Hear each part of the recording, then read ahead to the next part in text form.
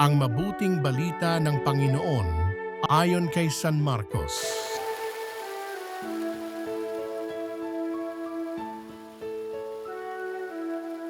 Noong panahong iyon, samantalang nagtuturo si Jesus sa templo, sinabi niya, paanong masasabi ng mga eskriba na ang Mesiyas ay anak ni David?